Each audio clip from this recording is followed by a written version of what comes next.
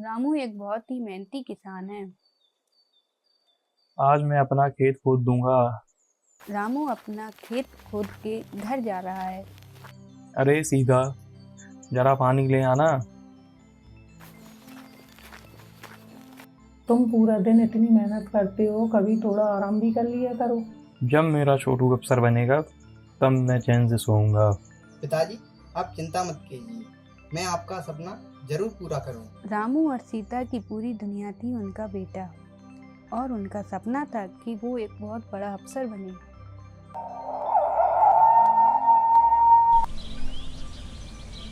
अरे सीता, मैं बाजार गेहूं बेचने जा रहा हूँ। ठीक है, जाओ। रामू अपना गेहूं बाजार में बेचने जाता है। रामू अपने गांव की सबसे बड़ी गल्ले की दुकान पर पहुंचता है। बंसीलाल जी, इस गेहूं के कितने रुपए बने? रेट तो गिर गए हैं रामू, ज्यादा पैसे नहीं मिलेंगे। जो ठीक लगे दे दो।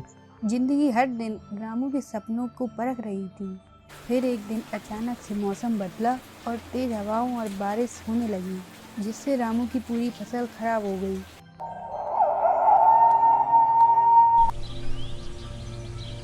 अगले दिन रामू और पूरा परिवार खेत पर जाता है। हे भगवान, ये क्या कर दिया? हे भगवान, पूरी फसल खराब हो गई।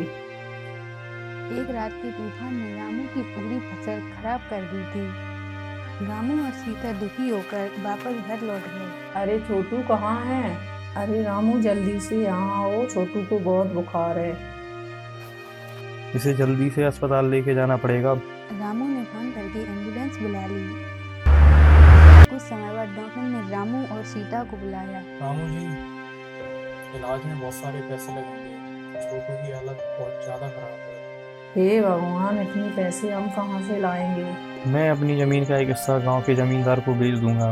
रामू अपने खेत के कागज देकर जमींदार के पास जाता है। आओ रामू, बैठो। कैसे आना हुआ? मेरा बेटा बहुत बीमार है, उसके इलाज के लिए मुझे 1 लाख रुपए चाहिए। ठीक है रामू, मैं पैसे लेकर आता हूँ। ये लो रामू, और ज़रूरत पड़े तो मांग लेना, और अपने बेटे का ध्यान रखना। धन्यवाद जमींदार साहब। रामू पैसे लेकर अस्पताल जाता है। ये लो डॉक्टर साहब, मेरे बेटे को जल्दी से ठीक कर दीजिए। ठीक है, आप लोग इंतजार कीजिए।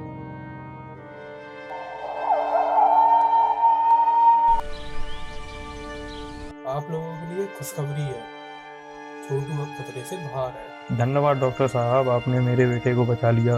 क्या हम लोग उससे मिल सकते हैं? हाँ जरूर। छोटू, अब तुझे कैसा लग रहा है? अब मैं ठीक हूँ माँ।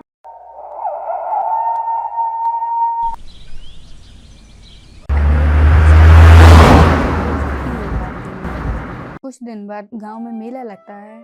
अरे सीता, मैं मेले जा रहा हूँ। कुछ अच्छा मिले तो मेरे और छोटू के लिए भी लाना। रामू मेले में जाता है। वहाँ उसे एक अलग तरह के फसल के बीज की दुकान दिखाई देती है। अरे भैया, ये किस तरह के बीज हैं? अरे ये हाइब्रिड बीज हैं भाई, इनसे फसल दुगनी और अच्छी होती है। रिस्क है भैया, लेकिन दे दो ये बीज। रामू बाकी बचे पैसों से बीज खरीद लेता है, और अगले दिन रामू और सीता खेत में नया वाला बीज लगा देते हैं।